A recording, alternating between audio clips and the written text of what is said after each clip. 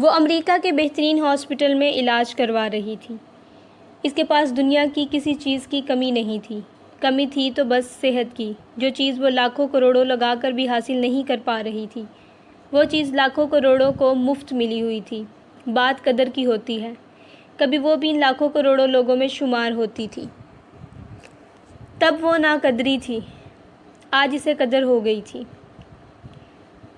اسے فکر رہی تھی تو اپنی بیوٹی، سکن، بالوں، نیلز، حتیٰ کہ پیروں کی ایڑیوں تک کی۔ نہیں رہی تھی تو سب سے قیمتی شے زندگی کی نہیں رہی تھی، اپنی زندگی کی، دوسروں کی زندگی کی۔ زندگی سے زیادہ اہمیت تو اس نے چیتے کی کھال سے بنے جوتوں کو دے دی تھی، جن کی قیمت تک اسے یاد تھی۔ نہیں یاد تھی تو اپنی زندگی کی قیمت۔ چونکہ انسان زندگی کو خریدتا نہیں ہے اور دینے والا اسے بیچتا نہیں ہے، تو وہ کبھی اس کی اہمیت سے واقف ہی نہیں ہو پاتا۔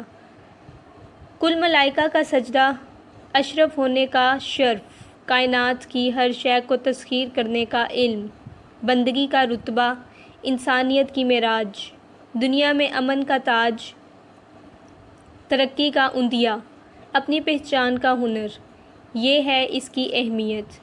اور اتنی قیمت زندگی کو یہ انسان گھٹیا سی چیزوں کے لیے نظر انداز کر دیتا ہے۔ مجھے پیسے چاہیے پاپا۔ وہ 2 دن سے گھر آئی ہوئی تھی۔ یونانی طرز کا تازہ پھولوں سے بنایا تاج سر پر رکھا ہوا تھا۔ وہ خود بھی ان پھولوں کی طرح کھلی ہوئی تھی۔ وہ یونانی دیوی تو نہیں تھی، لیکن اسے خوش کرنے کے لیے مان لیتے ہیں کہ وہ یونانی دیوی ہی لگ رہی تھی۔ گھر کے لان میں چھوٹی سی پکنک کر رہی تھی۔ پاپا اس کے لیے سیب کاٹ رہے تھے اور وہ باسکٹ میں سے باقی کی چیزیں نکال کر پکنک شیٹ پر سجا رہی تھی۔ ابھی وہ چولہا بھی سیٹ کرے گی اور اس پر کچھ پکانے کی کوشش بھی کرے گی۔ کھائے گی پھر وہ اکیلی ہی۔ کتنے؟ اس نے آج تک پیسے مانگ کر نہیں لیے تھے، ضرورت ہی نہیں پڑی تھی۔ اس کا اپنا پرسنل اکاؤنٹ تھا۔ ہر مہینے اس کے اکاؤنٹ میں پیسے ٹرانسفر ہوتے رہتے تھے۔ پاپا کے سب VIP کارڈز بھی اس کی دسترس میں رہتے تھے، جتنے آپ دے سکیں۔ ان دنوں اس کے پاس جو سب سے خوبصورت چیز رہا کرتی تھی وہ اس کی بے ساختہ مسکراہٹ ہے۔ پاپا اسے ناسمجھی سے دیکھ رہے تھے۔ جتنے تم لینا چاہو، میں اتنے دے سکتا ہوں۔ سیب کی کاش اس کے منہ میں ڈالی۔ میں سب لینا چاہتی ہوں۔ بھاری انویسٹمنٹ کر رہی ہوں میں، بہت بڑی والی ڈیل۔ ہاتھ پھیلا کر بتایا۔ بہت بڑی مطلب بہت ہی بڑی۔ وہ ہنس دیے۔ اچھا، کیسی ڈیل اور کس کے لیے اور کس کے ساتھ؟ یعنی یہ بڑی والی ڈیل؟ اللہ کے ساتھ۔ اپنا بزنس سٹارٹ کر رہی ہوں۔ تمہاری زندگی کے لیے میں اب تک بہت کچھ چیریٹی کر چکا ہوں اور بھی دے سکتا ہوں میری جان۔ میں جانتی ہوں پاپا، ہم تینوں نے کبھی چیریٹی سے ہاتھ نہیں کھینچا، لیکن پاپا شاید وہ سب بھی ہم نے فیشن کی طرح دیا، لیکن سخاوت یہ نہیں کہ کچھ دیا جائے، سخاوت یہ ہے کہ بہت کچھ کیا جائے۔ ہم نے وہ دیا جسے دینے سے ہماری دولت پر فرق نہیں پڑا، جیسے $100 میں سے 1 پینی دے دینا۔ اپنا پیٹ، نیت، نفس سب اچھی طرح سے بڑھنے کے بعد دینا۔ ہم اتنا کچھ جمع کر لیتے ہیں کہ باقی کی دنیا کو محروم کر دیتے ہیں۔ امیر ہونا گناہ نہیں ہے، لیکن امیر ہو کر غافل ہونا گناہ کبیرہ ہے۔ کچھ کو کچھ پر اسی لیے برتری دی جاتی ہے کہ وہ دنیا کو بدلنے کے لیے آگے بڑھیں، لیکن ہم تو اپنے گھر، اپنے رنگ، اپنے بال، اپنی کھال بدلنے میں لگے رہتے ہیں۔ دنیا کو بدلنے میں کبھی پیچھے نہیں رہا ہدا۔ ہاں، لیکن تب جب آپ کو اپنی مصروفیات سے وقت ملا، سال میں 2 بار، ورنہ زیادہ سے زیادہ 4-5 بار۔ آپ نے اسے اپنا مقصد نہیں بنایا۔ آپ کا کروڑوں کا بزنس، پراپرٹی مجھے نہیں بچا سکی۔ دیکھیں ان سب چیزوں کی قیمت کتنی معمولی ہے۔ کیا ہم ان معمولی چیزوں کو دوسروں کے لیے غیر معمولی بنا سکتے ہیں؟ جو چیزیں مجھے کچھ نہیں دے سکیں وہ دوسروں کو بہت کچھ دے سکیں گی۔ آسانیاں، مسکراہٹیں، راحتیں، سب سے بڑھ کر شفا۔ کیا کرنا چاہتی ہو تم؟ اس نے اپنا کام شروع کر دیا تھا۔ اس کی NGO سے بات ہو چکی تھی۔ وہ انہیں فنڈز اکٹھے کر کے دینے والی تھی اور وہ کانگو، افریقہ میں ہاسپٹل بنانے والے تھے۔ چیریٹی کی ابتدا اس نے خود سے کی تھی۔ وہ اپنے ڈریسنگ روم میں آئی تھی۔ آخری بار وہ یہاں تب آئی تھی جب اسے کانوکیشن کے لیے تیار ہونا تھا۔ اس کی یہ واک ان کلوزٹ تھی، اس گھر کا سب سے بڑا حصہ تھا۔ اسے پروفیشنل کی ٹیم نے آ کر ویسے ہی سیٹ کیا تھا جیسے بڑے بڑے برانڈز کے سٹور سیٹ کیے جاتے ہیں۔ ہر چیز شو کیس تھی۔ فیشن کی دنیا کی کوئی ایک بھی ایسی چیز نہیں تھی جو یہاں موجود نہیں تھی۔ اگر وہ ایک ایک چیز کو گننے اور اس کی خوبیاں گنوانے بیٹھتی تو ایک چھوٹی سی ڈکشنری تیار ہو سکتی تھی۔ یہاں موجود سب سے معمولی چیز اس کے فرش سلیپرز تھے جنہیں پہن کر وہ ڈریسنگ روم میں چلا پھرا کرتی تھی، اور ان کی قیمت صرف $2050 یعنی 3 لاکھ تھی۔ روم کے درمیان میں کھڑی ہو کر وہ گردن گھما کر ایک ایک چیز کو دیکھ رہی تھی۔ ہر طرف برانڈز ہی برانڈز تھے، تاریخی، نایاب جیول، نیلامیوں میں خریدے گئے کچھ خاص بیگز، جیکٹس، جانوروں کی کھالوں سے بنے جوتے، ہاتھ کی کاریگری کے کچھ نایاب نمونے۔ ہر طرف نمائش تھی، ہر طرف پیسہ تھا۔ سفید سونے، ہر رنگ کے ہیرے موتی کے پہاڑ تھے۔ لاکھوں ڈالرز سے بنا روم، کروڑوں کی مالیت کی چیزوں کے لیے یہ سب چیزیں یہ اس کے کسی کام نہیں آئی تھیں۔ وہ ہاسپٹل میں اکیلی جنگ لڑ رہی تھی۔ سادگی ایمان میں سے ہے۔ حدیث: انسان کو سونے کے پہاڑوں میں دفن ہونے کے لیے ہیرے موتی کو اوڑھنے بچھونے کے لیے پیدا نہیں کیا گیا۔ یہ چیزیں بس پتھر ہیں۔ لباس، وہ کتنا بھی مہنگا ہو، بس جسم کا پردہ اور آرام ہے۔ اس سے زیادہ اسے کچھ اور سمجھنا بے وقوفی ہے۔ اس سے زیادہ اس پر خرچ کرنا اس سے بڑی بے وقوفی ہے۔ خوراک، بس پیٹ بھرنا، بھوک ختم کرنا، بس۔ کتنا کھاؤ گے اور کیا کیا کھا جاؤ گے۔ نہ دولت فخر ہے، نہ غربت لعنت۔ زندگی کا ہدف جسم، لباس یا خوراک نہیں ہے۔ حضرت عیسیٰ علیہ السلام۔ اگر چیزیں انسان کو خوشی دے سکتی ہیں تو وہ بس ایک ہی صورت میں کہ ان کے ساتھ زندہ نہ رہا جائے، انہیں جز سمجھا جائے، کل نہیں، ان کے پہاڑ نہ اکٹھے کیے جائیں، انسانیت کی فلاح کی طرف ان کے دریا بہا دیں۔ بھلا دنیا بھوک سے مرتی ہو اور ساری انسانیت بیٹھی نایاب گلابی ہیرے کے لیے بڑی بڑی بولیاں لگا رہی ہو۔ ہیرا، انسان سے بڑھ کر اس دنیا میں کون کوہ نور ہوگا؟ اس نے سب سے پہلے اپنی سب سے پیاری چیز کی طرف ہاتھ بڑھایا تھا، گلابی ہیروں کا نیکلس۔ پاپا نے بڑی بولی دے کر اس کی 18ویں سالگرہ کے لیے یہ گفٹ لیا تھا۔ اپنی خوبصورتی، نایابی اور بڑی بولی کی وجہ سے یہ نیکلس اس کے دل کے بہت قریب تھا۔ مرر کے سامنے کھڑے ہو کر اس نے نیکلس کو گلے کے ساتھ لگا لیا تھا۔ اب وہ اسے پتھر کے چند ٹکڑے لگے تھے۔ جو سب سے قیمتی چیز مرر میں دکھائی دے رہی تھی وہ خود تھی۔ میں نے اپنی قیمتی گھڑیوں سے چھٹکارا پایا، برانڈڈ کپڑوں سے بھی۔ میں نے سب کچھ چیریٹی کر دیا۔ ان کی کوئی حیثیت نہیں رہی تھی۔ علی بنت۔ انسٹا پر اس نے نیلامی کا آغاز کر دیا تھا۔ سب سے پہلے گلابی ہیرے ہی نیلامی کے لیے پیش کیے گئے تھے۔ اس کے اس قیمتی اور نایاب نیکلس کی نیلامی کی خبر اس کی کینسر کی خبر سے زیادہ وائرل ہوئی تھی۔ دنیا اسے خریدنے کے لیے پاگل ہو گئی تھی۔ وہ سمجھ چکی تھی کہ دنیا کو پاگل ہی ہونا ہے۔ کبھی وہ بھی اس پاگل دنیا میں شمار ہوتی تھی۔ ایک مشہور پاپ سنگر کی جیکٹ لینے کے لیے اس نے نیلامی کی بولی کی ساری حدیں پار کر لی تھی۔ اس وقت وہ 19 سال کی تھی۔ اسی سنگر سے صرف 30 منٹ کی ایک ملاقات کے لیے پاپا نے پورے $50,000 پے کیے تھے۔ وہ اس سے ملنے کے لیے مری جا رہی تھی۔ اب وہ سنگر جانتا بھی نہیں تھا کہ وہ واقعی میں مر رہی ہے۔ اس کی جیکٹ وارڈروب میں کسی ٹرافی کی طرح لٹک رہی تھی۔ وہ نہ اسے سانس دے رہی تھی نہ دوا۔ پھر عمارتیں، چیزیں اور پتھر۔ انسان نے اپنا قبرستان خود تیار کر لیا ہے اور وہ جانتا بھی نہیں ہے۔ ایک ایک کر کے وہ اپنی ساری چیزیں آن لائن سیل کر رہی تھی۔ اس سیل کو NGO کی ٹیم ہی ہینڈل کر رہی تھی۔ وہ مشہور تھی، اس کی چیزیں بھی عام نہیں تھیں، اس لیے قیمت اچھی مل رہی تھی۔ اس نے انٹرویو کے لیے رابطہ کرنے والوں کو بھی رسپانس دینا شروع کر دیا تھا۔ ظاہر ہے وہ شو پیس بننے کے لیے تیار نہیں تھی، لیکن تھوڑا بہت ایڈجسٹ کر رہی تھی۔ وہ فنڈز کے لیے ایکٹیو ہو چکی تھی۔ یہ وہی سوشل میڈیا تھا جس پر اس نے اپنی زندگی کا قیمتی وقت برباد کیا تھا۔ اب بھی یہ وہی سوشل میڈیا تھا جو زندگیوں کو بچانے کے لیے فنڈز جمع کرنے میں اس کی مدد کر رہا تھا۔ صراط المستقیم، درست سمت، ہر شے کے معنی بدل دیتی ہے۔ اسے یہ سب کام کرتے ہوئے 5 مہینے گزر چکے تھے۔ ڈاکٹرز کا بتایا موت کا وقت کب کا گزر کر جا چکا تھا۔ وہ زندہ تھی، پوری طرح سے ایکٹیو تھی۔ اب وہ گاہے بگاہے ہاسپٹل سے نکل آتی تھی۔ ہفتے 10 دن میں کسی نہ کسی ایونٹ میں چلی جاتی تھی۔ وہ خود بھی بھول چکی تھی کہ ڈاکٹرز کا بتایا وقت آ کر جا چکا ہے۔ ماما پاپا اس کی صحت سے خوش تھے۔ اس کے گالوں پر لالی پڑنے لگی تھی، آنکھوں کی چمک بڑھ گئی تھی۔ اس نے جس چیز کے ذائقے کا کبھی مزہ نہیں چکھا تھا، اس ذائقے سے اب لطف اندوز ہو رہی تھی، زندگی کے ذائقے سے۔ 3 گھنٹے وہ سیلون میں گزار دیا کرتی تھی۔ اب انہی 3-4 گھنٹوں میں وہ 3-4 میٹنگز اٹینڈ کر لیتی تھی۔ اسے کہیں نہ کہیں فنڈ ریزنگ کے لیے جانا پڑتا تھا، وہ وہاں چلی جاتی تھی۔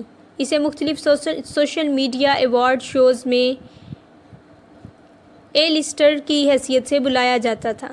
کچھ بڑے چیلنجز بھی اسے اپنے ایوارڈ تقریبات میں بلاتے تھے۔ وہ ایونٹس چارج نہیں کرتی تھی، فنڈز کی ڈیمانڈ کرتی تھی۔ جو ڈریس پہنتی تھی، جو بیگ پکڑتی تھی، کانوں میں پڑے ایئر رنگز تک پر اسے فنڈز مل رہے تھے۔ اس نے سب ریورس کر دیا تھا۔ یہ وہی چیزیں تھیں جنہیں پہن کر وہ پیسہ برباد کرتی تھی۔ اب یہی وہ چیزیں تھیں جن سے وہ فنڈز وصول کر رہی تھی۔ نیت کی تبدیلی سے چیزیں وہی رہتی ہیں، لیکن ان کے فائدے بدل جاتے ہیں۔ انسانیت کی خدمت فلاح کے لیے جو امداد جمع کی جاتی ہے، وہ کوشش سے نہیں، نیت سے جمع ہوتی ہے۔ لوگ اس گمان میں رہتے ہیں کہ فلاح ہاسپٹل یا ٹرسٹ چندے سے بنا۔ نہیں، بندہ نیت کرتا ہے، اللہ تکمیل کرتا ہے۔ بس ایک سچی نیت اور کوشش چاہیے۔ آپ عیدی جیسا اتنا بڑا ٹرسٹ کیسے چلا رہے ہیں؟ اتنے زیادہ فنڈز کون دیتا ہے؟ زمین والوں کے لیے آسمان والا دیتا ہے۔ عیدی زمین والوں کے لیے آسمان والے کا رحم کبھی کم نہیں پڑتا۔ ہم نے یہ یقین کیسے کھو دیا؟ دبیسا پوچھ رہی تھی۔ سب چپ چاپ اسے سن رہے تھے۔ اس کی آواز کا جوش انہیں خوشی دے رہا تھا۔ ہم نے یہ کیسے یقین کر لیا کہ وہ ہمیں چھوڑ چکا ہے؟ ہم نے کیسے مان لیا کہ اللہ کو ہم سے نفرت ہے؟ اس لیے کہ ہم کوڑی ہو چکے ہیں۔ یہ بیماری ہے اس کی ناراضی کا ثبوت۔ کسی نے کہا، بس صرف اس لیے کہ ہمیں کوڑ ہو گیا، صرف اس لیے کہ ہم بیمار ہو چکے ہیں، ہماری کھال جھڑنے لگی ہے۔ تندرستی کے ساتھ بیماری ہے، جیسے زندگی کے ساتھ موت ہے۔ جس نے ایک کو بنایا، اس نے اس کا جوڑ بھی بنایا۔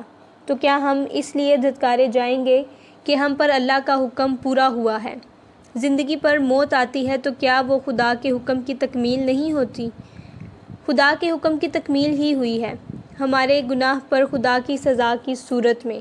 گناہ؟ کون سا گناہ؟ کوئی ایسا گناہ جس نے خدا کے قہر کو دعوت دی تھی۔ سزا میں اس نے ہمیں یہ بیماری دے دی ہے۔ تو کیا روئے زمین پر ہم اکیلے ہیں جو گناہ گار ہیں؟ کیا ہم سے پہلے کوئی گناہ گار نہیں ہوا؟ وہ دنگ رہ گئے، چپ ہو گئے، لاجواب ہو گئے۔ عجیب سوال تھا۔ میں مان لیتی ہوں ہمیں ہمارے کسی گناہ کی وجہ سے کوڑ ہوا۔ پھر ان 2 بچوں کو کیوں ہوا جنہیں 5 سال پہلے یہ بیماری ہوئی تھی؟ بچوں نے کیا گناہ کیا ہوگا؟ ان کے ماں باپ کے گناہ، شاید ان کی سزا۔ ان کی آوازیں کمزور پڑنے لگی تھیں کیونکہ ان کی دلیلیں کمزور تھیں۔ خدا کا خوف کرو، اپنے خدا کے بارے میں ایسے گمان نہ کرو۔ کیا وہ معصوم روحوں کو ایسے گناہ کی سزا دے سکتا ہے جو انہوں نے کیا ہی نہ ہو؟ ہمارے کمزور عقیدوں نے ہمیں بھٹکا دیا ہے۔ ہم نے اپنے رب کو غلط گمان میں پہچانا ہے۔ ہاں، مجھے کوڑ ہوا، میں بیمار ہوئی، لیکن یہ کوئی سزا نہیں ہو سکتی۔ یہ خدا کا عذاب، خدا کی لعنت نہیں ہو سکتی۔ اس کی آواز خوشی کے احساس سے منور تھی۔ تم خوش گمان ہو رہی ہو دبیسا، سب نشانیاں ہم پر لعنت کی ہیں۔ دیکھو ہماری شکلیں، ہمارے زخم، ہمارے جسم۔ مجھے تو خود سے نفرت محسوس ہوتی ہے، تو کیا خدا کو نہیں ہوتی ہوگی؟ میں اپنا عکس پانی میں نہیں دیکھ سکتا، اتنا کریہا صورت ہو چکا ہوں۔ تو کیا خدا خوبصورتیوں کا خدا ہے؟ وہ پھول کا خدا ہے لیکن کانٹے کا نہیں۔ سب کو سکتہ ہو گیا تھا۔ جواب دو مجھے۔ ان کے پاس کوئی جواب نہیں تھا۔ ان کے پاس بس ناسور تھے، بد نصیبی تھی، تڑپ اور تنہائی تھی۔ ہم اس غلاظت کے ڈھیر پر خدا کی وجہ سے نہیں، اس زمین کے انسانوں کی وجہ سے رہنے پر مجبور ہوئے ہیں۔ خدا نے ہمیں نہیں چھوڑا، ہم بیمار ہیں، اور اس وقت خدا کے رحم کے سب سے زیادہ قریب ہیں۔ اس نے دو ٹوک کہا تھا، کامل یقین سے کہا تھا۔ کیا رحم ایسے ہوتا ہے؟ ایک نے اپنے جسم کے زخم اس کے سامنے کر دیے تھے۔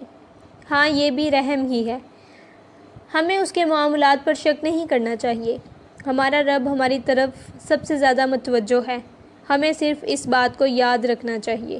ہمیں ایسی امید نہ دو دبیسا، ہمارا سینہ چھلنی نہ کرو۔ ضعیفہ بھی تڑپ اٹھی تھی۔ ایک ماں کے 4 بچے ہیں، ایک بچہ کھیل رہا ہے، ایک بچہ سو رہا ہے، ایک اس کی گود میں ہے اور ایک بخار سے تڑپ رہا ہے، ہائے ہائے کر رہا ہے۔ ماں کا دل کس بچے کی طرف کھنچے گا؟ وہ ایک ایک کی طرف گھوم کر پوچھ رہی تھی۔ جو بخار میں ہے، ضعیفہ نے بے ساختہ کہا تھا۔ یہ تو سامنے کی ہی بات تھی۔ ہاں، اس ماں کا دل اس بچے کی طرف کھنچے گا جو تکلیف میں ہے۔ وہ اسی کی طرف زیادہ متوجہ ہوگی جسے اس کی سب سے زیادہ ضرورت ہوگی، جو روتا تڑپتا بلبلاتا ہوگا۔ یہ ایک ماں کی محبت ہے۔ اس کے بارے میں سوچو جس نے ماں کے دل پر ایسی محبت اتاری ہے۔ وہ کون ہے جو ایسی محبت کا خالق ہے؟ کون ہے؟ وہ ہمارا رب ہے۔ ہمارے رب نے ہمیں نہیں چھوڑا تھا، ہم نے اسے چھوڑ دیا تھا۔ ہم نے اسے پکارا ہی نہیں تھا۔ ہم دنیا والوں کے گمان کے ساتھ چلے، ہم نے اپنا ایمان کھو دیا۔ ہم نے مان لیا کہ ہم لعنتی ہیں، گناہ گار اور بدبخت ہیں۔ اگر ہم یہ سب ہیں تب بھی خدا نے ہمیں نہیں چھوڑا تھا۔ وہ سب کی سنتا ہے لیکن ہماری زیادہ سنتا ہے کیونکہ ہم تنہا ہیں، تکلیف میں ہیں، ہم بیمار ہیں۔ وہ سب کے پاس ہے لیکن ہمارے پاس زیادہ ہے کیونکہ ہمارے پاس اس کے سوا کوئی نہیں ہے۔ وہ سب پر رحم کرتا ہے لیکن ہمیں وہ اپنے رحم کے سب سے زیادہ قریب رکھتا ہے کیونکہ ہم دنیا کی بے رحمی کا سب سے زیادہ شکار ہوئے ہیں۔ کہتے کہتے دبیسا رو دی تھی۔ گھاٹیوں میں سناٹا چھا گیا تھا۔ بس دبیسا کا پرندہ ہدا تھا جس کے پر پھڑ پھڑا رہے تھے۔ تمہارا ایمان کیا کہتا ہے؟ جواب دو۔ ایک ایک کو دیکھتے ہوئے وہ پوچھ رہی تھی۔ ضعیفہ کے ہونٹ کپ کپانے لگے تھے کہ اس نے مجھ سے میرا رزق نہیں چھینا، کوڑی ہونے پر بھی مجھے ہر روز کھانے کے لیے ملتا رہا۔ وہ سسکنے لگی تھی۔ اور تمہارا؟ اس نے دوسرے بیمار کی طرف اشارہ کیا۔ تمہارا یقین کیا کہتا ہے؟ مجھے اندھیرے اور تنہائی سے ڈر لگا کرتا تھا۔ جس دن میں پہلی بار یہاں آیا تھا اس رات میرا دل خوف سے بند ہو جانے کو تھا۔ بھیڑیے مجھے کاٹ رہے تھے اور سانپ مجھے ڈستے تھے۔ رات اندھیری تھی، بادل چھائے تھے۔ میں بلک بلک کر رونے لگا تھا۔ کچھ وقت گزرا، بادل چھٹ گئے اور چاند نکل آیا۔ اس کی کرنیں عین میرے تاریک بستر پر پڑ رہی تھیں۔ میرے اندھیروں کے لیے ہمیشہ کہیں نہ کہیں سے چاند نکل آیا۔ میری روشنی کا انتظام اس نے ہمیشہ کیے رکھا۔ دبیسا اپنی گیلی آنکھیں رگڑ رہی تھی۔ اور تم؟ وہ تیسرے سے پوچھ رہی تھی۔ وہ ان سب میں سب سے کم عمر تھا۔ اس نے جھجکتے ہوئے اپنے ٹھکانے کی طرف اشارہ کیا۔ سب نے اس کے ہاتھ کے اشارے کی طرف دیکھا۔ وہاں تھوڑا سبزہ اگا ہوا تھا۔ ایک چھوٹا سا پودا دکھائی دیتا تھا جس پر ایک چھوٹا سا پھول کھلا ہوا تھا۔ جس رات میں یہ شکوہ کر کے سویا تھا کہ اس نے مجھے بدصورتی کا تحفہ دیا، اس رات کی صبح اس پودے پر یہ پھول کھلا تھا، دنیا کا سب سے خوبصورت پھول۔ میرا یقین ہے کہ یہ پھول اس زمین کا نہیں، اس مقام کا ہے جسے سب جنت کہتے ہیں۔ سب گردنیں گھما کر اس پھول کو دیکھ رہے تھے۔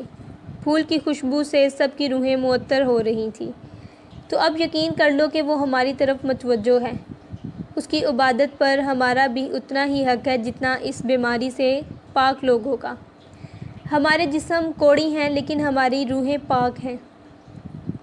تم کیا کرنا چاہتی ہو دبیسا؟ تمہاری باتوں پر یقین کر لینے پر بھی ہمارا نصیب نہیں بدلے گا۔ ہمیں نصیب نہیں بدلنا، ہمیں اپنے یقین کو ام الیقین کرنا ہے۔ ام الیقین، یقین سے بڑھ کر یقین، نفرت کی سب نشانیاں ملنے کے باوجود خدا کی محبت پر یقین، قہر کی سب علامتیں دکھائی دینے کے باوجود اس کے رحم پر یقین۔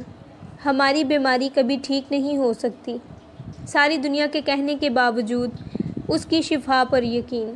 جو زمین پر نہیں ہوتا وہ آسمان سے ہوتا ہے، صرف رب کے حکم سے ہوتا ہے، اس شہادت پر یقین۔ گھاٹیوں میں آگ لگی تھی اور وہ دور شہر میں شہر والوں کو بھی دکھائی دے رہی تھی۔ انہیں کوڑیوں کی پرواہ نہیں تھی، لیکن پھر بھی انہیں ظالمانہ سی تشویش ضرور تھی۔ وہ جاننا چاہتے تھے کہ کیا گھاٹیوں میں رہنے والے آگ جلا کر اس میں کود رہے ہیں؟ آخرکار سب مر رہے ہیں۔ آگ میں جھلس کر خود کو ختم کرنے کا فیصلہ کرنے میں ان کی مدد کس نے کی ہے؟ دبیسا غلاظت جلا رہی ہے، ناپاک لبادیں، بستر اور استعمال کی دوسری ناکارہ چیزیں۔ اس کا کہنا ہے کہ وہ عبادت کرنے جا رہی ہے، اور عبادت کا آغاز غلاظت کی صفائی سے شروع ہوتا ہے۔ وہ خدا کو پکارنے کا انتظام کر رہی ہے۔ ان تک خبر پہنچ چکی تھی۔ خدا!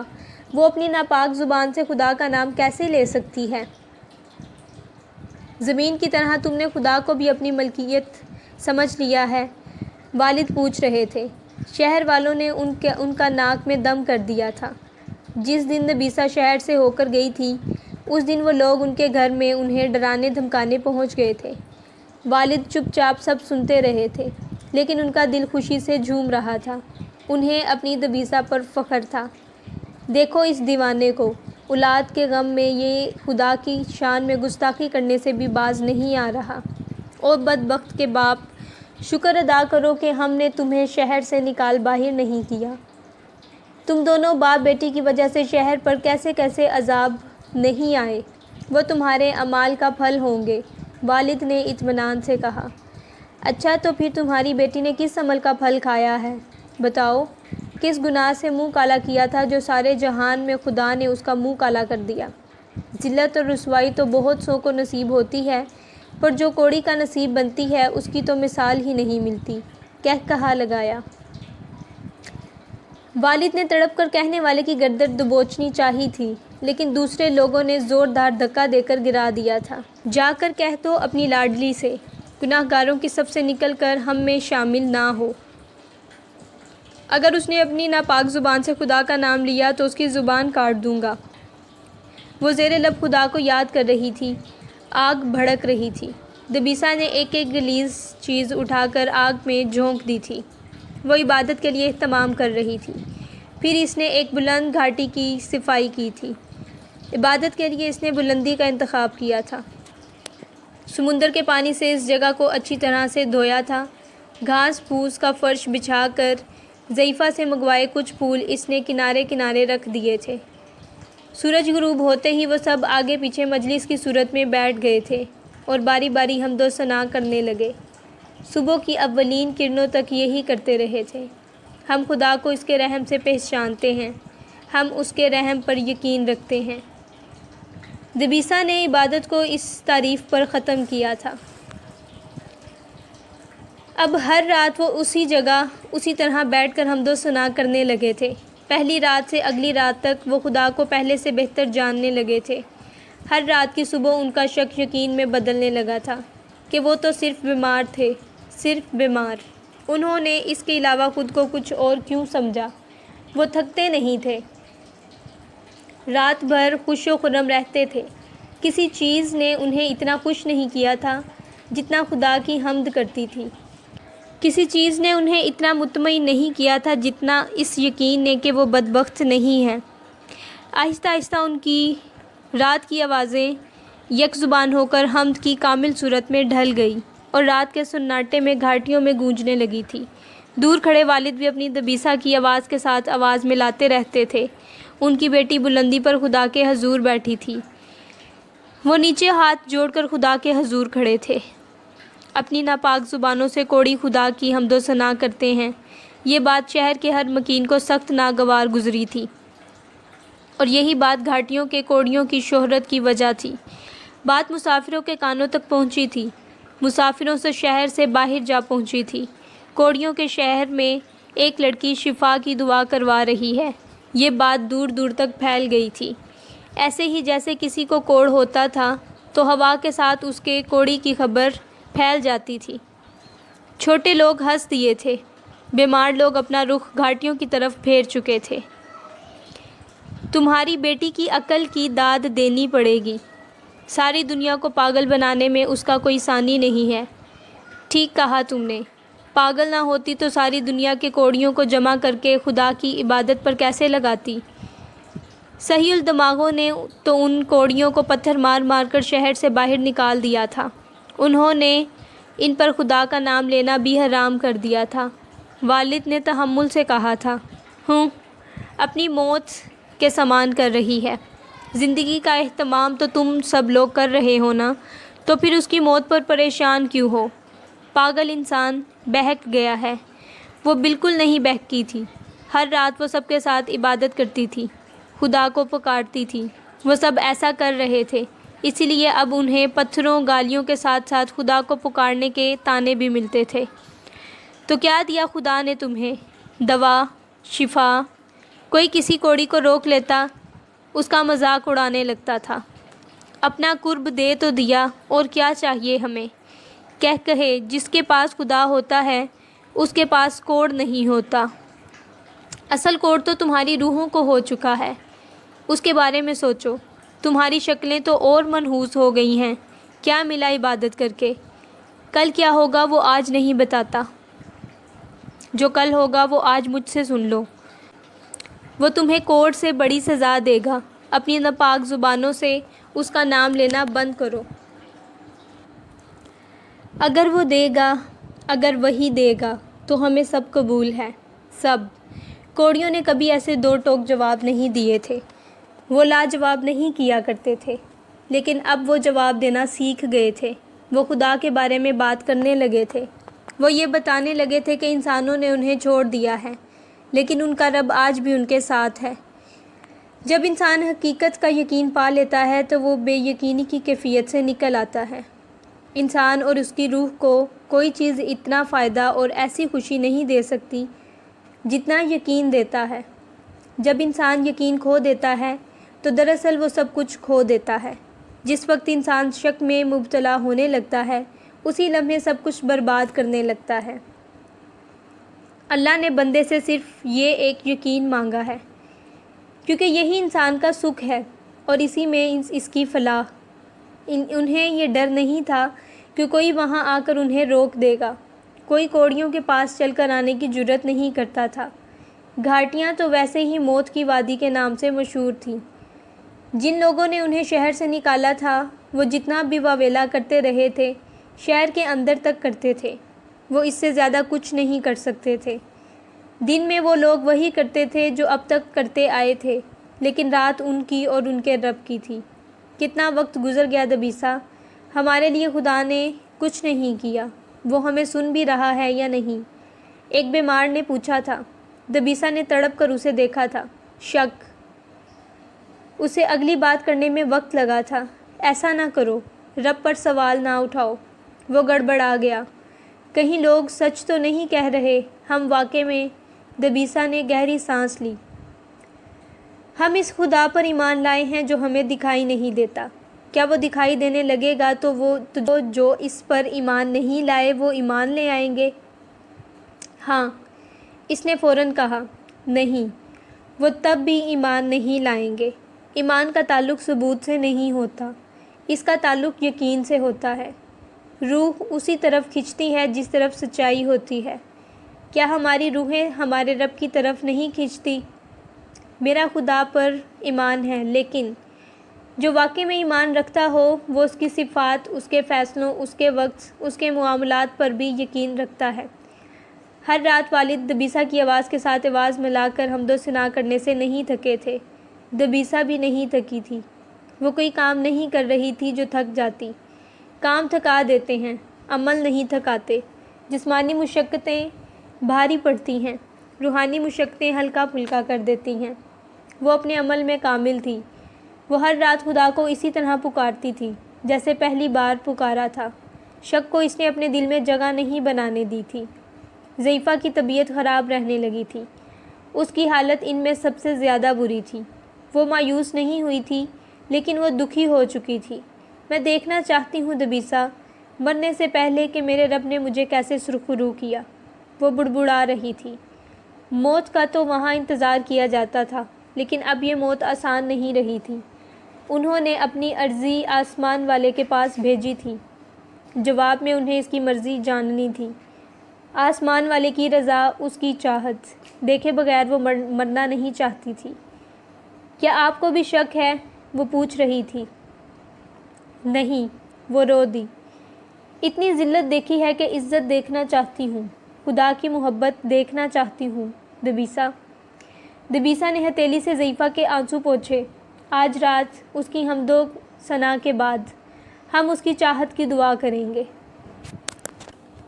انسان کے حصے میں جو سب سے بڑی خوش نصیبی آئی ہے وہ اللہ کی چاہت کی ہے۔ فرشتہ کہہ رہا تھا، اللہ کی چاہت۔ لائم وغیرہ نے یونیورسٹی میں اس کے نام سے ٹرسٹ فنڈ قائم کر لیا تھا۔ اسکول کے بچے اسے اسپورٹس ایونٹس پر بلا رہے تھے۔ وہ اسے اپنے جیب خرچ سے فنڈز دے رہے تھے۔ جو اسے $2 دینے کے لیے بھی بلا رہا تھا وہ وہاں بھی جا رہی تھی۔ جو اسے $5 دے رہا تھا وہ اسے بھی کم نہیں سمجھ رہی تھی۔ ماما، پاپا، فیملی فرینڈز، یونیورسٹی فیلوز سب جتنا دے سکتے تھے دے دیا تھا۔ سوشل میڈیا پر اسے سخت تنقید کا نشانہ بھی بنایا جا رہا تھا۔ اس کی پچھلی زندگی کا ریکارڈ ایسا رہا تھا کہ اس فنڈ ریزنگ کو سب اس کا ڈرامہ قرار دے رہے تھے۔ وہ بیمار نہیں ہے، سر کے بال صاف کروا کر بیماری کا ڈھونگ رچا رہی ہے۔ شہرت کے لیے لوگ گردنیں کٹوا دینے کے لیے تیار تھے، وہ تو پھر بیماری کا ڈھونگ رچا رہی تھی۔ جو جتنا اچھا ہوتا ہے اسے اس سے کہیں زیادہ برائی ضرور ملتی ہے۔ یہ دنیا کا دستور ہے، روایت ہے، رواج ہے، بس یہ ہوگا، ہر حال میں ہوگا۔ وہ منہ توڑ جواب دینے والوں میں سے تھی لیکن اب اس نے خاموشی اپنا لی تھی کیونکہ ظاہر ہے کہ وہ اپنی زبان بھی انویسٹ کر چکی تھی، کلام اور بد کلامی بھی۔ اسے دلیلیں نہیں دینی تھی، بحث نہیں کرنی تھی۔ وہ بہت تکلیف میں بھی ہوتی تھی تو ٹیم کو ہاں کہہ دیتی تھی۔ کسی تقریب، ایونٹ یا انٹرویو کے دوران اس کا سر چکراتا تھا تب بھی وہ صبر کا مظاہرہ کرتی تھی۔ اسے فنڈز دیے جا رہے تھے، وہ اٹھ کر چلی نہیں جانا چاہتی تھی۔ کم ہمتی، کمزوری، بہانے، یہ سب بھی اس نے انویسٹ کر دیے تھے۔ اسے وقت کی چھوٹ دی جاتی تھی لیکن وہ وقت کی پابندی کرنا مناسب سمجھتی تھی۔ تمہارے پاپا کہتے ہیں میں نے ساری زندگی اتنا کام نہیں کیا جتنا اب تم کر رہی ہو۔ ماما حیران تھیں۔ اسے فرشتے کی بات یاد آ گئی تھی۔ تم خود بھی نہیں جانتی کہ تم کیا کچھ کر سکتی ہو۔ تم نے خود کو کھوجا ہی نہیں تھا۔ اب وہ خود کو تلاش رہی تھی، دکھ اور سکھ کے ساتھ۔ نیند کا دورانیہ مختصر ہو چکا تھا۔ وہ فارغ وقت میں کتاب کے لیے نوٹس ریکارڈ کرتی رہتی تھی۔ جہاں جاتی، جو کچھ کرتی، جس احساس اور کیفیت سے گزرتی، وہ پین کا بٹن پش کر کے ریکارڈ کر لیتی تھی۔ کار کی 15-20 منٹ کی ڈرائیونگ کے دوران، رات کو سونے سے 10 منٹ پہلے، صبح اٹھ کر 20-25 منٹ، بہت تھا اتنا وقت۔ وہی وقت جو موبائل چیٹ، پوسٹنگ، کمنٹنگ میں نکل جاتا تھا، وہی وقت جو foot massage, face massage, body massage, mani pedicure میں یوز ہوتا تھا۔ ہر دور میں انسان نے جھوٹے خدا بنائے ہیں، وہ ان کے ساتھ وقت گزارتا ہے، انہیں پوجتا ہے، ان سے دل لگاتا ہے، ان کی ستائش کرتا ہے، ان سے طلب کرتا ہے۔ اس دور کے جھوٹے خداؤں میں سے چند کے نام Facebook, Insta, Twitter, comments, mobile, fashion, beauty, دکھاوا ہے۔ انسان یہ ماننے کے لیے تیار ہی نہیں ہے کہ انہیں اس نے خدا بنا لیا ہے۔ غفلت ایسی ہی بیماری ہوتی ہے، یہ حقیقت تک پہنچنے ہی نہیں دیتی اور نقصان تک لے جاتی ہے۔ اس کے وائس نوٹس پیپر پر لکھے ہوئے اسے مل جاتے تھے، وہ انہیں ایڈٹ کر لیتی تھی، اس کی زندگی کی کتاب کا ایک باب تیار ہو چکا تھا۔ اس پہلے باب میں اس کی بیماری سے پہلے کی زندگی کا احوال درج تھا۔ 24 سال کی زندگی اور بس ایک باب، کیونکہ اس میں ایسا کچھ تھا ہی نہیں کہ وہ پوری کتاب بنتا۔ زندگی کا وہ حصہ جب وہ زندہ تو تھی لیکن خدا درست سمت نہیں تھی۔ خدا کے ساتھ میری تجارت ٹھیک جا رہی ہے؟ اس نے ایک دن فرشتے سے پوچھا۔ ہاں، اور اب تمہیں سب سے خاص چیز انویسٹ کرنی ہے۔ اچھا، وہ کیا ہے؟ یقین، الیقین۔ زندگی کا ایک سفر ہے، خدا کی پہچان کا سفر۔ انسان کمزور اتنا نہیں ہے جتنا شاکی ہے، وہ ہارتا جلدی نہیں ہے جتنی جلدی ہار ماننا شروع کر دیتا ہے۔ دنیا کی بد نصیبی کی ایک وجہ یہ بھی ہے کہ اس نے زندگی کو ہندسوں میں قید کر لیا ہے۔ 1 سال، 2 گھنٹے، 5 منٹ، 20 سیکنڈ، ہر چیز ٹک ٹک پر آ گئی ہے۔ اسی ٹک ٹک نے انسان کو بے صبرا بنا دیا ہے۔ مشکلوں، مصیبتوں، دعاؤں کی قبولیت، معجزوں کی رونمائی کو بھی سیکنڈز کا ہی الٹیمیٹم دے دیا جاتا ہے۔ اس بیماری سے لڑتے ہوئے اسے پورے 18 مہینے ہو چکے تھے۔ اکثر وہ خود بھی بھول جاتی تھی کہ وہ کبھی ہاسپٹل سے باہر بھی زندگی گزارتی رہی ہے۔ ماں رونے لگتی تھی، پاپا کا دل بند ہونے لگتا تھا، لیکن پھر اس کی حالت سنبھل جاتی تھی۔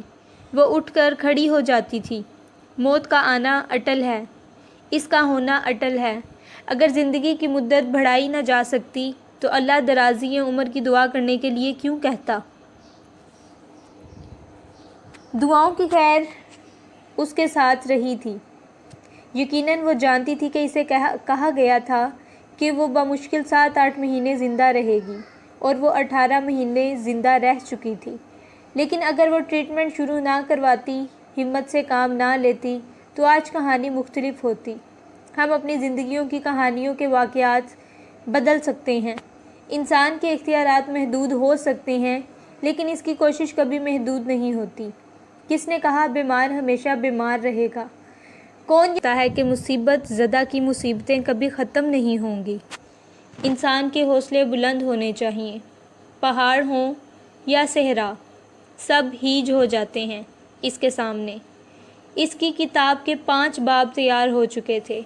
اسے اپنی زندگی میں ہی شائع کروا لو۔ ایک بار اس کی فرینڈ کے منہ سے نکل گیا تھا۔ وہ اداسی سے ہنس دی تھی۔ فرینڈ شرمندہ تھی، لیکن وہ جانتی تھی کہ اس میں اس کی فرینڈ کا نہیں، اس اعتقاد کا قصور ہے جس نے سب کو یقین دلا دیا تھا کہ وہ زیادہ دیر تک زندہ نہیں رہے گی۔ کانگو میں ہاسپٹل کی بلڈنگ بھی تیار ہو رہی تھی۔ اسے وہاں بلایا جا رہا تھا، لیکن وہ فی الحال ٹریول نہیں کر سکتی تھی۔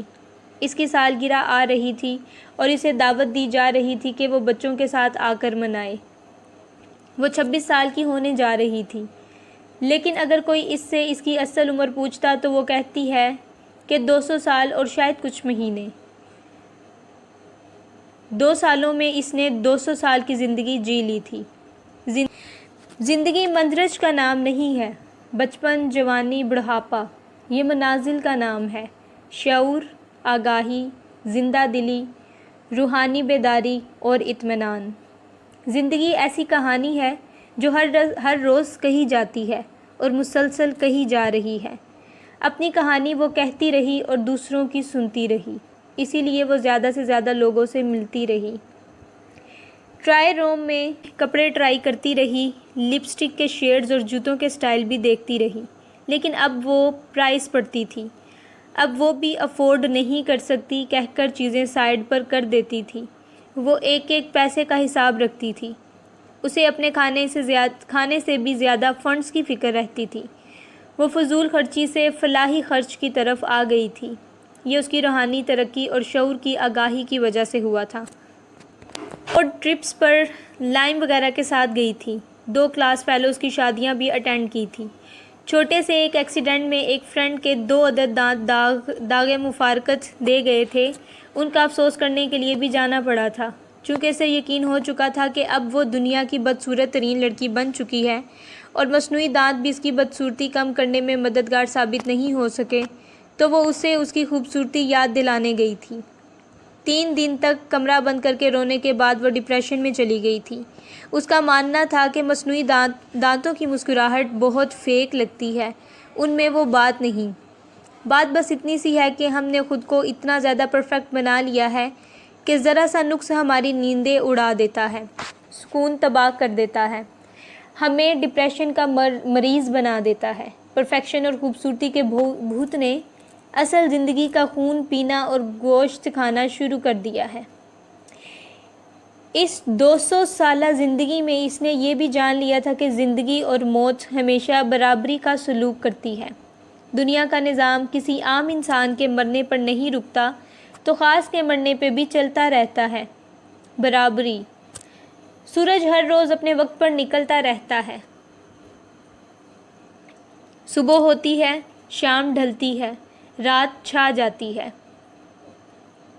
چاند، ستارے، ہوا، دھوپ، پانی، درخت، جنگل، پہاڑ، نباتات، ہر چیز اپنی ڈیوٹی دیتی رہتی ہے۔ کوئی ایک دن کی چھٹی نہیں کرتا۔ یہ سب نشانیاں انسان کو یہ سبق دیتی ہیں کہ گھبراؤ نہیں، ہمارے ساتھ زندہ رہو۔ دیکھو، ہم اپنے کام سے، اپنے مقصد سے ایک بھی دن کی چھٹی نہیں لیتے۔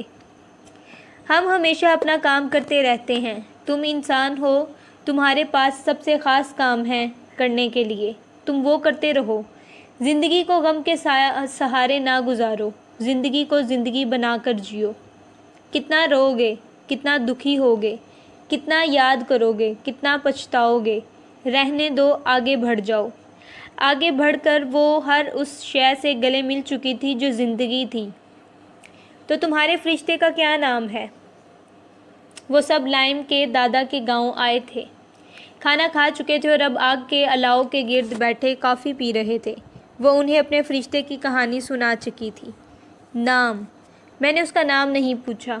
مجھے لگا کہ فرشتہ صرف فرشتہ ہی ہوتا ہے، جیسے انسان صرف انسان۔ ہر انسان کا ایک نام ہے تو فرشتوں کا کیوں نہیں؟ لائم اسے کم عقل ثابت کرنے کا کوئی موقع ہاتھ سے جانے نہیں دیتا تھا، کامیاب بھی ہو جاتا تھا۔ وہ ہنس دی، اپنی ہتھیلیاں رگڑنے لگی۔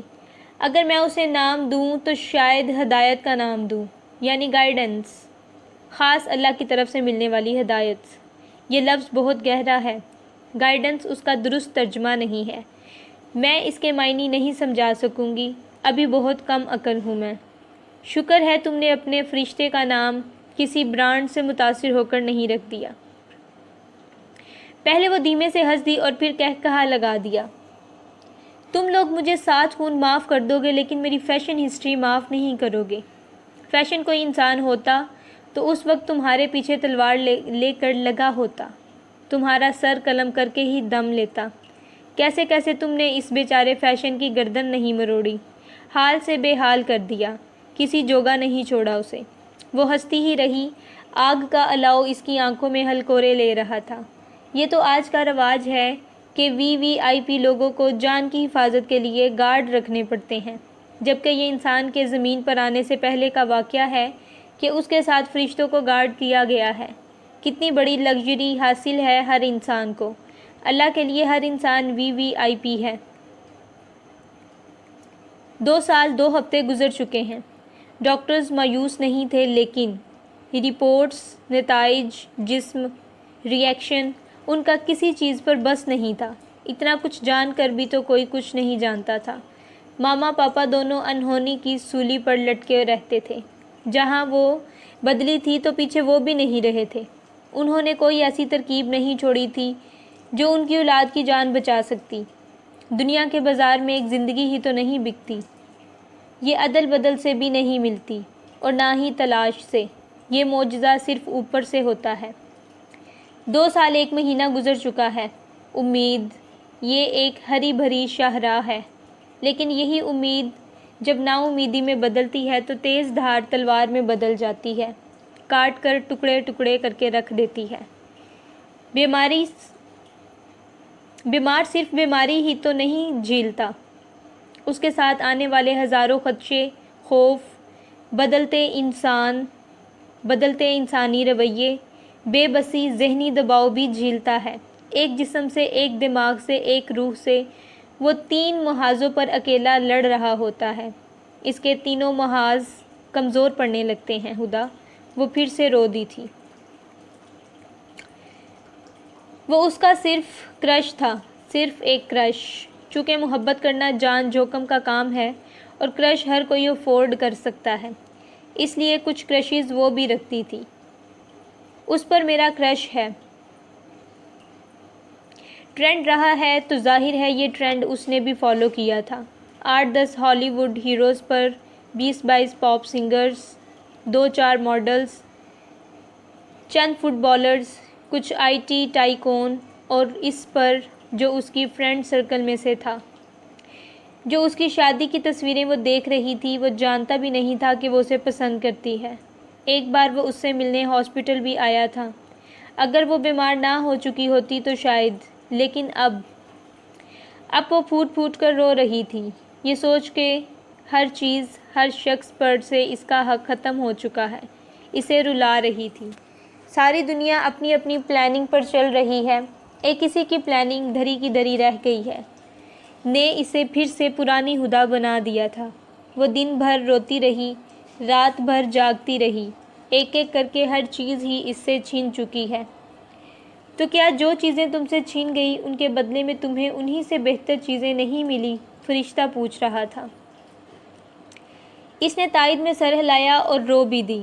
کچھ باتوں کے جواب نہیں ہوتے ہدایت، وہ بس ہوتی ہے، اداس کر دیتی ہے، دل توڑ دیتی ہے۔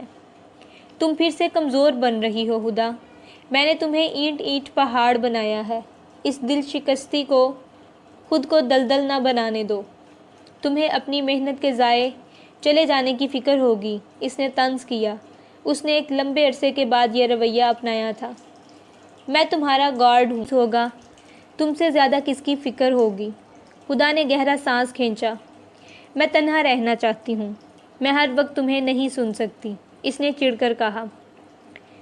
ہدا تم ٹھیک ہونے جا رہی ہو، تھوڑی سی ہمت، بس تھوڑی سی اور۔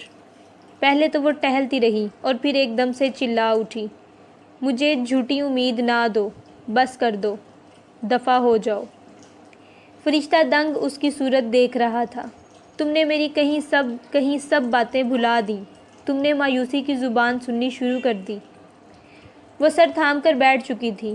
نہیں، لیکن مجھے یہ مان لینے دو کہ میں اس بیماری سے نہیں نکل سکتی۔ تم اس بیماری سے کیوں نہیں نکل سکتی؟ تم نے ایسا کیوں سوچا؟ کیونکہ اس کا علاج نہیں ہے۔ مجھے دماغ کا کینسر ہے، میرا کیس اپنی نوعیت میں پیچیدہ ہے۔ شفا سائنس کی زبان پڑھتی ہے نہ میڈیکل رپورٹس کی، وہ بس ملتی ہے، واقعہ ہوتی ہے، آسمان سے اترتی ہے، حکم پر عمل درآمد کرتی ہے۔ اس نے ایک درد بھرا سانس کھینچا۔ میں نے تم سے کہا تھا یقین رکھو۔ میں نے یقین رکھا ہے، اس کی آواز تیز تھی۔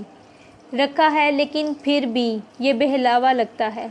جب انسان یقین کھو دیتا ہے تو وہ سسٹم کو ریورس گیئر پر چھوڑ دیتا ہے، پھر ہر شے، ہر کام، ہر چیز الٹی چال چلنے لگتا ہے۔ مایوسی کفر ہے، یہ اس لیے کہا گیا ہے کہ ریورس گیئر سے بچو۔ ایسے سمجھ لو کہ یہ الٹی چال روحانی طاقت کو کھا جاتی ہے، جیسے آگ سوکھی لکڑیوں کو کھا جاتی ہے۔ دنیا بھر کے ڈاکٹرز کا اس حقیقت پر یقین ہے کہ دوا صرف 5 یا 10% کام کرتی ہے، باقی انسان کی انرجی کام کرتی ہے۔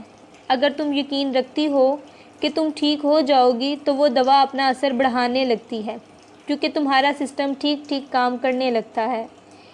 تمہیں ہوا چاہیے ہوگی تو تم فین آن کرو گی، روشنی چاہیے ہوگی تو لائٹ آن کرو گی۔ انسان کو تندرستی چاہیے ہو تو وہ میں ٹھیک ہو جاؤں گا کا بٹن آن کرے، اپنی طاقت کو بیدار رکھے۔ دوا اور اس کی امید، یہ دونوں مل کر اسے ٹھیک کر دیتے ہیں۔ اس کے ہاتھ کانپ رہے تھے، وہ سسک رہی تھی۔ وہ لمبے عرصے بعد اس حالت میں آئی تھی۔ میری کنڈیشن، رپورٹس، بیماریاں ہر زمانے میں لا علاج رہی ہیں ہدا، ہر بیماری، ہر دور میں۔ یہ تو آنے والے وقت کے لوگوں کو قابل علاج لگنے لگی ہیں۔ فلو، کیا تم جانتی ہو کبھی یہ بیماری انسان کو خوف زدہ کر دیا کرتی تھی؟ یہ وبا کی طرح پھیلی تھی اور اس نے نسلوں کی نسلیں ختم کر دی تھی۔ انفلوئنزا، کیا تم آج سے خوف زدہ ہو؟ نہیں، فرشتہ اسے حیران کرنا جانتا تھا۔ کتنا ذہین گارڈ ہے میرا، وہ سوچ رہی تھی۔ اب یہ بیماری میڈیسن یا ویکسین سے ٹھیک ہو جاتی ہے، کبھی یہ بیماری موت کی دہشت تھی۔ یہ میں 1 صدی پہلے کی بات کر رہا ہوں۔ اگر میں چند صدیاں اور پیچھے جاؤں تو گردن توڑ بخار یا سرخ بخار انسان کی جان لے لیتا تھا۔ نمونیا، ٹی بی، پیٹ کا درد، طاعون۔ کیا آج تم ان بیماریوں سے خوف زدہ ہو؟ یہ بیماریاں تب کینسر سے زیادہ خوف زدہ کر دینے والی تھیں۔ اس وقت کے انسان کو بھی یہی لگتا تھا کہ ان بیماریوں کا کوئی علاج نہیں ہے، وہ مر جائے گا، کبھی ٹھیک نہیں ہوگا۔ لیکن جو اس نظریے پر یقین نہیں رکھتے تھے وہ اس کی دوا ڈھونڈ رہے تھے، شفا ڈھونڈ رہے تھے۔ نہ میں کوئی دوا بنا سکتی ہوں، نہ شفا ڈھونڈ سکتی ہوں۔ میں مریض ہوں، ڈاکٹر یا سائنسدان نہیں۔ بیمار تو ہو، یہ بیمار ہی ہے جو اپنے لیے شفا منگواتا ہے۔ تم خدا سے شفا مانگتے ہوئے اس کا اختیار دیکھو۔ اپنی بیماری کی سٹیج نہیں، اپنی رائی کے دانے سے بھی چھوٹی عقل سے اپنے رب کی عظمت کو نہ پرکھو۔ تمہارا شعور محدود ہے، اس کا اختیار لامحدود۔ سائنس نے ہمیشہ ثبوتوں کی زبان بولی ہے۔ ثبوت۔ پہلے زمین چپٹی یعنی فلیٹ تھی، لیکن جب آلات بنے تو زمین بیضوی نکلی۔ کیوں؟ کیونکہ جو اسے چپٹی مانتے تھے ان کے پاس آلات نہیں تھے، ثبوت نہیں تھے، بس ایک جاہلانہ نظریہ تھا۔ جو عقل مند تھے وہ یقین رکھتے تھے کہ زمین کیا ہے، نظام کیا ہے، کارخانہ خدا کیسا ہے۔ عقل مندوں کے پاس ثبوت نہیں ہوتے خدا، ان کے پاس بس یقین ہوتا ہے۔ یاد رکھنا، یقین ہمیشہ عقل والے کے پاس ہوگا۔ جس کا شعور جاگا ہوا ہوگا وہ نشانیوں سے حقیقت کو پا لیں گے، باقی لوگ ثبوت ہی ڈھونڈتے رہ جائیں گے۔ جن کے پاس شعور نہیں تھا ان کے خدا سورج، چاند، ستارے تھے۔ جن کے پاس شعور تھا ان کا خدا سچا خدا تھا۔ یقین اسے ہی کہتے ہیں خدا کہ جو دکھائی نہ دے لیکن موجود ہو، جو ہو نہ سکے لیکن ہو۔ کننگھم 8 سال کا تھا جب وہ اسکول میں بھڑکنے والی آگ میں جھلس گیا۔ ڈاکٹر اس کی دونوں ٹانگیں کاٹنا چاہتے تھے کیونکہ وہ اپنی ٹانگوں کا گوشت، گھٹنے سے ٹخنے کی ہڈی اور پیروں کی ساری انگلیاں کھو چکا تھا۔ اس کی ماں نے ٹانگیں کٹوانے سے انکار کر دیا تھا، لیکن پھر بھی وہ تعمر چل نہیں سکتا تھا۔ لیکن وہ چلا، بلکہ دوڑا۔ دوڑ میں دنیا کا پہلا ریکارڈ لگایا۔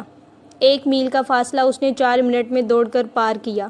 اس کا یہ ریکارڈ آنے والے 3 سالوں تک کوئی نہیں توڑ سکا تھا۔ اس سے پہلے تھراپسٹ، ڈاکٹرز کا ماننا بلکہ یقین تھا کہ کوئی انسان 3 منٹ سے زیادہ نہیں بھاگ سکتا۔ وہ بھاگے گا تو اس کا دل پھٹ جائے گا۔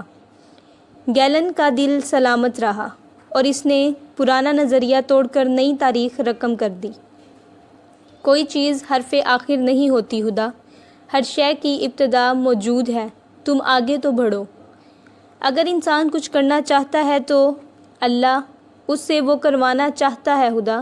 انسان سے پہلے یہ چاہت اللہ کی چاہت ہوتی ہے، پھر یہ چاہت زمین پر بھیجی جاتی ہے، یہ منتخب لوگوں کو سونپی جاتی ہے۔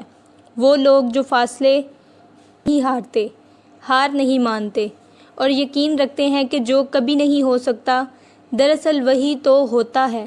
تمہاری بیماری کے لیے بھی خدا کی چاہت موجود ہے، کیا تم وہ زمین پر لا سکتی ہو؟ خدا کی چاہت، یہ انسان کے نفع کے سوا کیا ہو سکتی ہے بھلا؟ کوئی نہیں جانتا تھا، لیکن وہ جانتے تھے کہ انہوں نے دن گنے تھے نہ مہینے۔ رات کی تنہائی یا دن کے واویلے انہوں نے ایک لمحے کے لیے بھی اپنی توجہ آسمان والے کی مرضی سے ہٹنے نہیں دی تھی۔ شہر میں رزق کی تلاش میں، رات میں شفا کی پکار میں، انہوں نے اپنے دلوں کو شک، وہم اور وسوسوں سے پاک رکھا تھا۔ آج کی رات انہوں نے حمد کے بعد خدا کی چاہت کی بات کرنے کا عزم رکھا۔ ان کے ہاتھ بلند تھے، آنکھوں سے اشک رواں تھے، ان کی روحیں تڑپ رہی تھیں اور وہ خدا کی چاہت کو زمین پر لے آنے کے لیے بے قرار تھے۔ انہوں نے صبح کی روشنی کا انتظار نہیں کیا تھا، وہ ساری دنیا بھلا کبھی یہ جان نہیں پائے کہ آسمان جو دن کو نیلا دکھائی دیتا ہے وہ رات کو ٹمٹمانے کیسے لگتا ہے۔ اچھا، یہ وہ راز ہے جسے سب رات کہتے ہیں، رات جو جتنی بھی تاریک ہو، کتنی بھی لمبی ہو، وہ روشنی کے کمکمے رکھتی ہے، وہ دن کی نوید بھی رکھتی ہے، کیونکہ ہمیشگی کسی بھی شے کو حاصل نہیں، پھر کوڑ کو ہمیشگی کیسے حاصل ہو سکتی ہے؟ یہ بھی جلد مٹ جائے گا، یہی خدائی اشارہ ہے اور یہی اس کی چاہت۔ سورج جس کی روشنی جھلسا دیتی ہے لیکن جلاتی نہیں۔ میں ایسے چراغ، ایسی مشعل پر حیران ہوں جو چنگاریاں نہیں صرف کرنیں بھیجتی ہے۔ روشنی یہ کائنات کا اندھیروں کے لیے انتظام ہے، پھر ہمارے ذلت کے اندھیرے روشنی سے کیسے محروم رہ سکتے ہیں؟ ہم یقین رکھتے ہیں کہ ہماری روشنی موجود ہے، وہ ہم تک آ رہی ہے، یہی خدا کی چاہت ہے۔ وہ ہم تک آ رہی ہے، وہ ہم تک آ چکی ہے، وہ کامل یقین سے بار بار کہہ رہے تھے، رو رہے تھے۔ ہم نے شک کیا اور یقین کو بے یقین کر لیا، ہم تجھ سے دور ہو گئے، غیر حاضر رہے، لیکن تو ہمیشہ قریب رہا اور موجود رہا۔ یہ تیری شان ہے اور پیار بھی۔ ہمارے ہاتھ بلند ہیں اور یہ صرف تیری ہی طرف بلند ہیں۔ آسمان کی سب چیزیں زمین کی چیزوں سے افضل ہیں، ہمیں بھی آسمانوں سے ہی زمین پر بھیجا گیا، ہماری عزت بھی وہیں سے آنے والی ہے۔ زمین کے اس عارضی پڑاؤ کے لیے ہم آسمان سے اپنے لیے سب سے افضل چیز کی دعا مانگتے ہیں، تیری چاہت کی۔ کائنات کی وسعت ایسی ہے کہ آنکھ میں سما نہیں سکتی، اور اس وسیع کائنات کا رب بندے کے دل میں سما جاتا ہے۔ یہ خدا کی چاہت ہے کہ وہ اپنے لیے بندے کا دل چنتا ہے۔ ہم جہاں جہاں دیکھتے ہیں تجھے موجود پاتے ہیں۔ ہر شے غیر موجود ہے اور صرف تو موجود ہے۔ ہر شے تیرا مظہر ہے، میں کسی شے کو خدا کے وجود سے خالی نہیں پاتی، اور یہ خدا کی عظمت ہے۔ اے عظیم رب، اگر یہ کوڑ تیری چاہت ہے تو ہمیں قبول ہے، اگر یہ کوڑ ہماری سزا ہے تو ہمیں معافی، اور اگر یہ ہماری آزمائش ہے تو ہمیں آسانی مطلوب ہے۔ لیکن اے رب، اگر اس پر تیری مرضی کچھ اور ہے تو ہمیں وہ مرضی مقصود ہے۔ وہ سسک رہی تھی، ہمیں وہ مرضی مطلوب ہے۔ وہ سب یک زبان کہہ رہے تھے، ان کے رونے کی آوازیں نہیں تھیں، بس آہیں تھیں۔ ان کے غلیظ جسموں کے اندر بدبودار زخموں کی تہہ میں اندھیروں میں روشنی ہو رہی تھی۔ کائنات کے تمام اموار خدا کے حکم سے انجام پاتے ہیں۔ یہ بیماری، اس کی شفا پر اپنا حکم واجب کر دے۔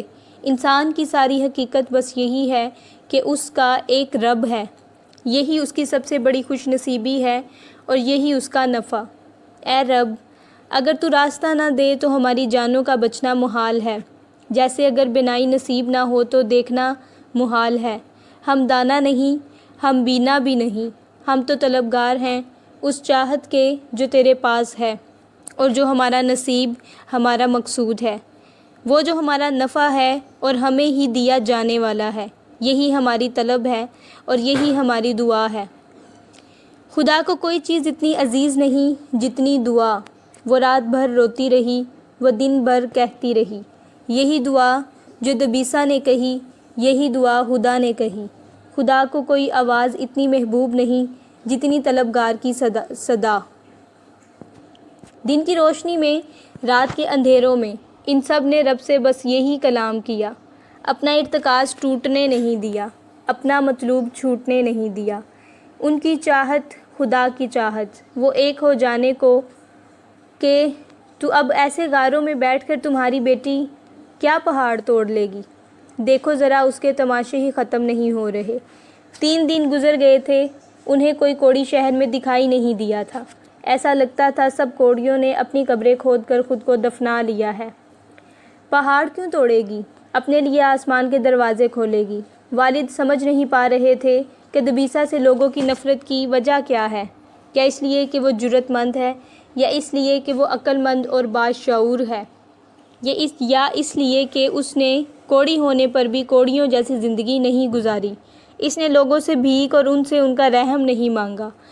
وہ بدصورت ہو کر بھی بہادر رہی، وہ زخم خوردہ ہو کر بھی زخمی نہیں ہوئی۔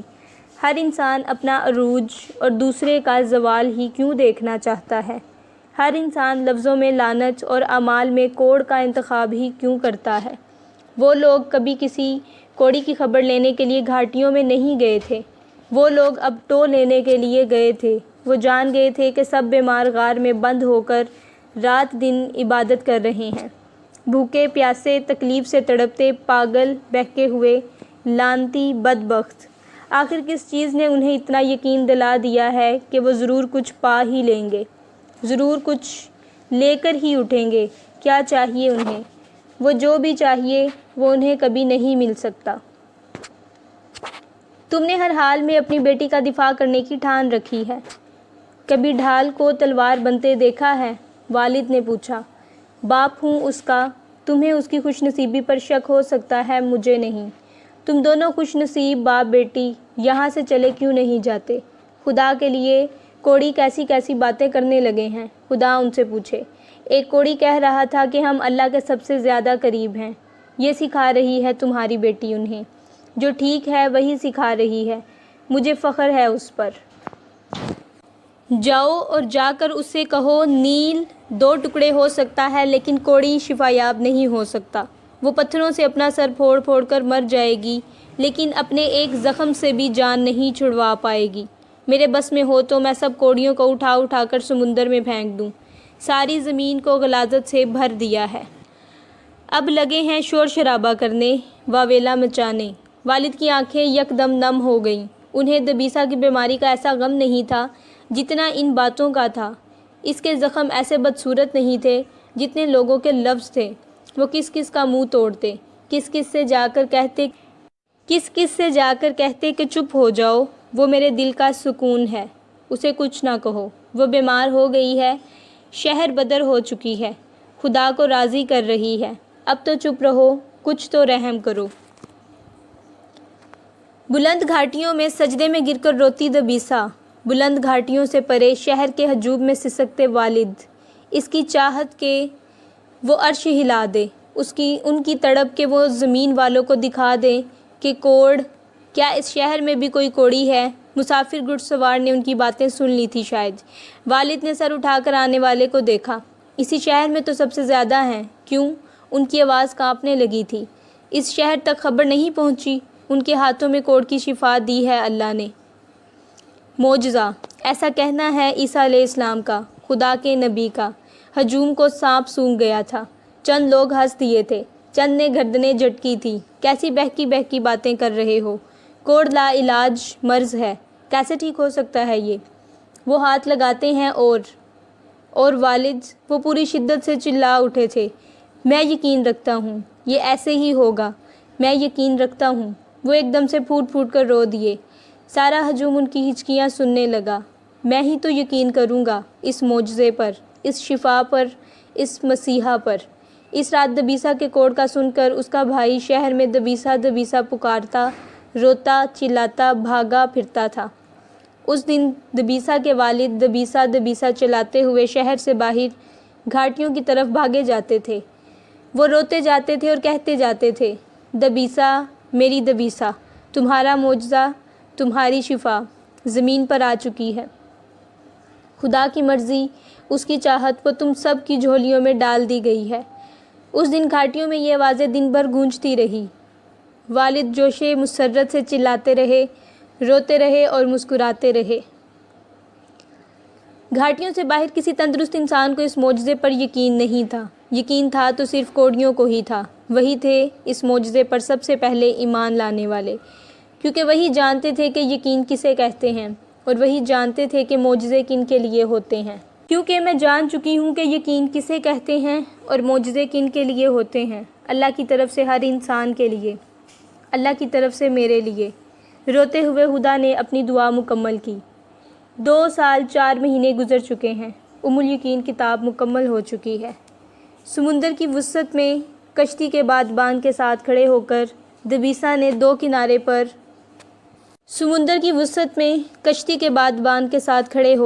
دبیسا نے دور کنارے پر کھڑے والد کو دیکھا۔ وہ خوشی سے رو دی تھی۔ اس کے سر پر اس کا پرندہ مچل رہا تھا، اس کی طرح وہ بھی خوش تھا۔ یہ پرندہ ہی ان سب کو آگے کا راستہ دکھانے والا تھا۔ وہ سب ایک لمبے سفر پر جا رہے تھے۔ وہ اپنے مسیحا سے اپنی شفا لینے جا رہے تھے۔ سمندر کے پانیوں پر اڑتا پرندہ وہ سب شاخ لے کر آنے والا تھا۔ ایک لمبا سفر ہے جو انہیں کرنا ہوگا۔ کنارے پر کھڑے والد بڑبڑائے، کٹھن اور مشکل، دردناک اور مصیبت زدہ۔ یہ گریں گے، روئیں گے، طوفان ان سے ٹکرائیں گے، سرد ہوائیں انہیں بے حال کریں گی، لوگوں کے طعنے سنیں گے اور ان سے دھتکار پائیں گے، لیکن یہ یقیناً چلتے رہیں گے، اپنا سفر روکیں گے نہیں، کیونکہ یہ جان چکے ہیں کہ روشنی انہیں ہی ملتی ہے جو اندھیروں سے نکلنے کی تگ و دو کرتے رہتے ہیں۔ کشتی نظروں سے اوجھل ہو چکی تھی، کوڑی کبھی نہ واپس آنے کے لیے وہ جا رہے تھے۔ ان کی واپسی کے انتظار میں والد پھولوں سے بھری ٹوکری شہر کے دروازے پر رکھ کر انتظار کرتے تھے۔ وہ بلندی پر چڑھ کر بیٹھ جاتے اور اپنی دبیسا کی راہ دیکھتے۔ 1 سال 3 مہینے گزر چکے تھے۔ 1 صدی بھی گزر جاتی تو بھی وہ مایوس نہ ہوتے۔ سمندر کی وسعت، زمین کا پھیلاؤ، یہ باپ کی محبت کو مات نہیں دے سکتا تھا۔ یہ قصہ بھی پرانا ہو چکا تھا کہ کبھی ان گھاٹیوں میں کوڑی رہتے تھے، پھر وہ اللہ کے نبی کی تلاش میں نکلے۔ نہ پہلے کسی کو ان کی پرواہ تھی، نہ اب تھی۔ نہ پہلے انہیں یقین تھا کہ یہ بیماری ٹھیک بھی ہو سکتی ہے، اور نہ اب تھا۔ پھول توڑ توڑ کر تم نے دنیا جہاں کے سارے باغ اجاڑ دیے۔ تک تو وہ سب مر کھپ چکے ہوں گے۔ والد خاموش رہے۔ دنیا سے پھول کبھی ختم نہیں ہو سکتے، ایسے ہی جیسے کانٹے کبھی ختم نہیں ہوں گے۔ دبیسا کی دعا، خدا کی دعا، دبیسا کا یقین، خدا کا یقین۔ وہ جو کچھ دے سکتی تھی وہ دے کر اس نے وہ ہاسپٹل کی زیر تعمیر عمارت دیکھنے کے لیے کانگو آئی تھی۔ اسے ٹریول کی اجازت نہیں ملی تھی، لیکن وہ کسی نہ کسی طرح سے ڈاکٹرز کو بہلا کر آ گئی تھی۔ ماما پاپا اور اس کے سب فرینڈز اس کے ساتھ تھے۔ اسکول کے بچوں اور بیمار بچوں نے انہیں خوش آمدید کہا تھا۔ وہ اپنی پوری زندگی میں کبھی اتنی خوش نہیں ہوئی تھی جتنی وہاں جا کر بچوں سے مل کر ان کی مسکراہٹیں دیکھ کر ہوئی تھی۔ عمارتیں، ہاسپٹل، فلاحی ادارے یہ بنتے ہی رہتے ہیں، انسان بس ذریعہ ہوتا ہے، اصل کام تو آسمان سے ہوتا ہے۔ لیکن انسانیت کی عمارت، یہ انسان کو خود تعمیر کرنی پڑتی ہے، تبھی اس کا درجہ اور رتبہ بلند ہوتا ہے۔ وہ سکون کی اس بلندی پر تھی کہ خدا خود بھی اندازہ نہیں لگا سکتی تھی۔ یہیں انہوں نے بچوں کے ساتھ کیک کاٹے، اپنی بھدی آوازوں میں گانے گا کر سنائے اور بیکار کے ڈرامے پیش کیے۔ بچے ہنستے رہے، وہ بھی ہنستے رہے۔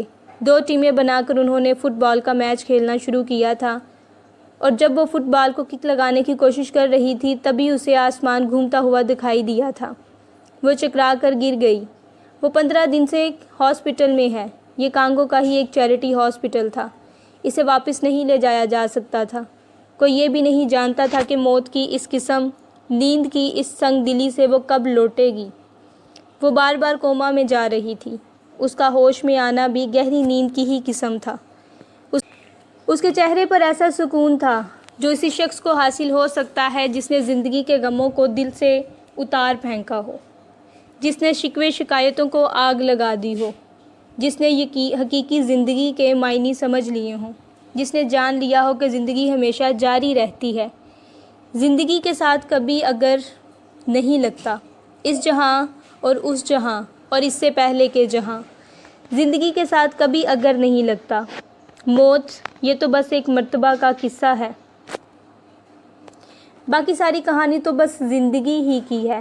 یہ زندگی، اگلی زندگی۔ ماں نے آسمان کی طرف دیکھا اور باپ نے اس کی تقلید کی۔ دل پر پتھر رکھ کر، دنیا جہاں کے خوف اور خدشات میں گھر کر انہوں نے انجیکشن کی اجازت دے دی۔ دبیسا، بلندی پر بیٹھے والد نے دور سمندر میں دکھائی دینے والی کشتی کو دیکھ کر چلا کر پکارا۔ کشتی تو ابھی بہت دور تھی۔ خدا! اس نے اس کے گال پر اپنا ہاتھ رکھ کر اسے تھپکا اور اسے پکارا۔ خدا تو ابھی بہت دور تھی۔ دبیسا، میری جان، میرا پھول! والد چلاتے ہوئے اس کی طرف بھاگے۔ شہر والے متوجہ ہوئے بغیر نہیں رہ سکے تھے۔ خدا! وہ اسے مسلسل تھپک رہی تھی۔ آنکھیں کھولو۔ ماں کی سانس اس کی سانس میں اٹکی تھی، باپ کی جان اس کی جان میں تھی۔ خدا! وہ پکار رہی تھی۔ دبیسا، والد کی پکار، والد کا پیار، والد کا جہاں۔ وہ کشتی کے بادبان کے ساتھ کھڑی تھی۔ وہ ٹوکری سے پھولوں کو نکال نکال کر سمندر کی ہواؤں کے سپرد کر رہے تھے۔ وہ سارے سمندر کو پھول کر دیں گے، وہ سارے جہاں سے کانٹے چن لیں گے۔ اس کے سارے بہن بھائی اس کا نام پکار پکار کر دیوانے ہو رہے تھے۔